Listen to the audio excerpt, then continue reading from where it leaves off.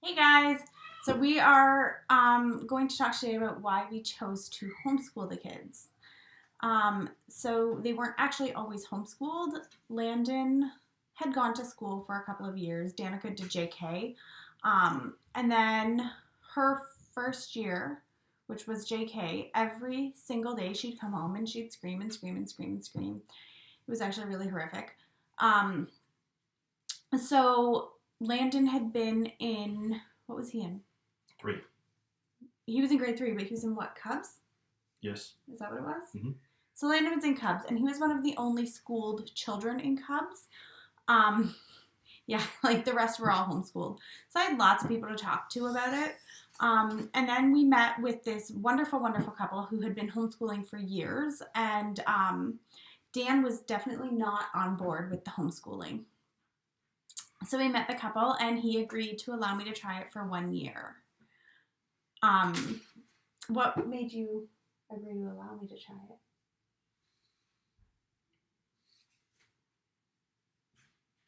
That was a long time ago. That was 7 years ago. That was 7 years ago. I don't know.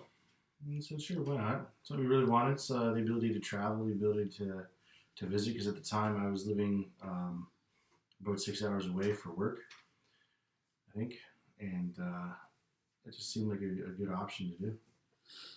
So we did that first year, and after that, we just kind of stuck with it. So now we have 100 kids. Only 5. We only have 5. And they are being homeschooled. The ones that are at home with us right now are being homeschooled. And the why became more from Danica's tantrums to probably there's probably at least 1,000 reasons why now. Autism's a big one, and it has been a blessing to the kids to be homeschooled. They are definitely further than they probably would have been in a school environment. They can have their basically their challenges a little more controlled in a home environment. And we do get out fairly often to do different things. So that's where I can be there. And when they are overwhelmed, we can step in, we can relieve that for them. So they are learning the social skills, they're learning how to go out in public, but not to a point that pushes them too far beyond their boundaries. No, they do really well in that way. So we don't push them a lot beyond their boundaries. It's kind of their own comfort zone. Whenever they feel overwhelmed, we help them to try and cope or find a strategy that helps work for them. So if they're as they get older, when they're in a situation where they're very uncomfortable, whether it just be walking down the street in public and it's a very crowded place like a Santa Claus parade or anything like that, they know that they can remove themselves, step off to the side, take breaths or whatever it needs to be to help them continue on. But they also like to push themselves sometimes well out of their comfort zone. Like Christmas plays through church that they love doing. It's well out of their comfort zone and it completely exhausts them, but they love doing it. So they try and do more and more and more every year. Liam has a service dog now. She's being trained, so he's very excited because she'll be coming up on stage with him for this year's Christmas play. Sing. Really not topic. No. We were talking about why we homeschool. Yeah, I'm getting back to that. And that's a big reason, like I'm saying, that's a good part of homeschooling is them learning these coping mechanisms to do these extra things that they're very excited to do to help push themselves farther so they can be more successful in life. We can use these, a lot of these homeschooling, we can use the resources available, the curriculums, to really focus in on things that they really enjoy learning in that time. Things that they will really be able to keep in their minds. Sometimes they'll learn something and then not too long later they'll forget it. Or they have to learn something like 13 times, 20 times before half of it sticks. But at the same when they find something they really enjoy, when we get to just kind of roll with it and keep them in that subject, they tend to learn a little bit more. Not like in a school situation where it's, okay, math, you didn't get it next time. English, oh, I'm sorry, you didn't understand that? Okay, well, you know what, next time, next grade, and so on, all the way through. So we get that really good benefit of really helping them grow. And it's wonderful for me and Leanne to actually see them grow and see them progress into the amazing people that they're becoming. And it's really cool. One of the things that I love about homeschooling is that our kids do not learn in a typical fashion. So you can sit down and you can do the schoolwork, you can teach, you can do everything proper. A lot of times Liam won't get that. He will not understand that. He doesn't seem to pick it up. But Liam will sit there in our dining room. I will have to add this into another video one day. Our dining room is definitely a schoolroom more than it is a dining room. We have like the letters hung up and the numbers hung up and all just posters everywhere and that, things to keep the visuals for them. And Liam will sit and he'll teach himself numbers. He'll teach himself the alphabet. He kind of picks everything up on his own. He has picked up printing on his own. I sat and I tried and I tried and I tried and he just wasn't getting it because Liam very much has to do things on his terms. Danica excels through reading. She will grab, what are they called? I can't remember. Books. We bought, no, yes, but we bought a certain set of books.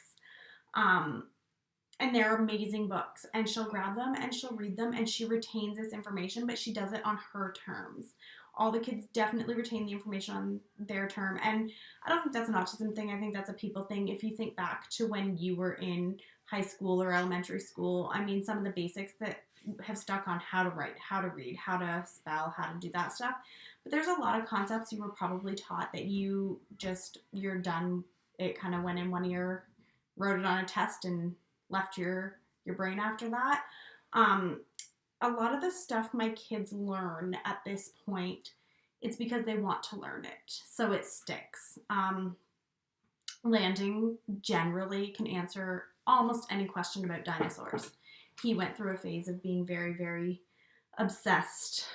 I almost feel like obsessed is an understatement. Yep. For dinosaurs. When he was, probably 8 or 9. He went to the Royal Ontario Museum, and he actually taught the curators about dinosaurs, and they didn't like him there because he made them feel dumb. So he was very, very into that, and that's something that's kind of stuck with him. And all the kids kind of have their things, but part of why we homeschool is because we wanted to open that up. We want them to be able to learn what they're interested in. We expose them to a lot of different things, probably more than they would in a school environment, and they really push where they're interested, and they will excel there. And it helps them to decide where they want to go with their life a little bit more, because they are learning what they're interested in, but they're also witnessing a lot more. They're not in a school building just like kind of reading about careers. We go out in the community and they see a lot of different things. So that's kind of basically, for us too, the big part is the religious side of things.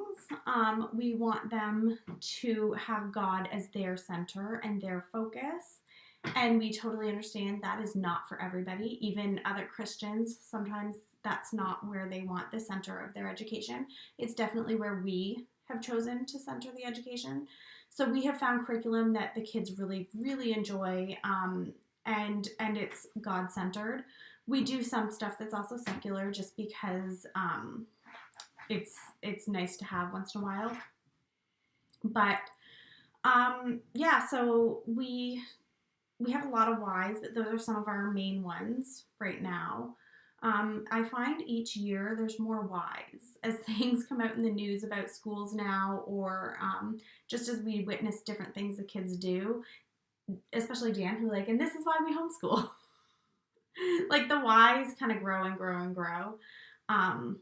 Right now, Landon is attending school in a public school. Okay, Dan's phone's jumping. Landon's attending school in a public school where he's staying for right now. The kids here, though, are absolutely loving being homeschooled, and when we ask them, and we do often talk about, do you want to try school? They're like, no, we really don't. Sometimes when they say they want to try schools, we found out this time it was because, well, Liam's like, I really want to go to school. I want to go. Okay, buddy, what are you excited for? A lunch pail. Yeah, he didn't actually want to go to school. And he also doesn't understand that that's like Monday to Friday when he goes to school. So our church is being run out of a school right now. He thinks you get to go for like an hour and play in a gym. That's what he thinks school is. And when we found out it was a lunch pail, we said, okay, well, let's go buy you a lunch pail. He's like, okay, I don't want to go to school anymore. Danica, she wanted her own pencil case this year. She wanted her own pencil case and pencils and stuff. Sometimes we like to go and they do the back to school sales and all that jazz. And that is one thing the kids, they've expressed that they would like to do is that fun back to school stuff. Yeah. So we went out. So we did that this year. It was, oh, you parents who do that every year, I admire you. That was horrible. That is not something I want to do all the time, I don't think. That wasn't my favorite thing in the world. Mm-hmm. Like maybe if we went a little early in the summer or like throughout the year and pick stuff up and like surprise them, I don't know, but that was crazy. Yeah. It is crazy in the stores at back to school time. Right. Yeah. I'd like to do that a little less. But yeah, so like a lot of times it's just like they see people getting new stuff, fun stuff, and they just want to be a part of that. So I mean, we try to make them as a part of that as possible. Otherwise, generally, they seem to really enjoy being homeschooled. Danica has expressed that she thinks she actually even wants to look at correspondence college courses and university courses. So that's where I think she's going to be at. Liam is obviously still really young, so he hasn't said much about that. Danica is, oh gosh, I don't know grades. One thing about homeschooling, I don't know grades. We work at wherever they're at. I feel like Danica would be grade 6. Okay. I think. Sounds good to me. Because I feel like you're 13 in grade 8. I don't know. Maybe comment below the video. Let me know. Like, I don't know ages and when you do things. I have no idea. It's been so long. Like I said, 7 years. We've homeschooled for 7 years. So yeah, we thought we'd just share some of our whys.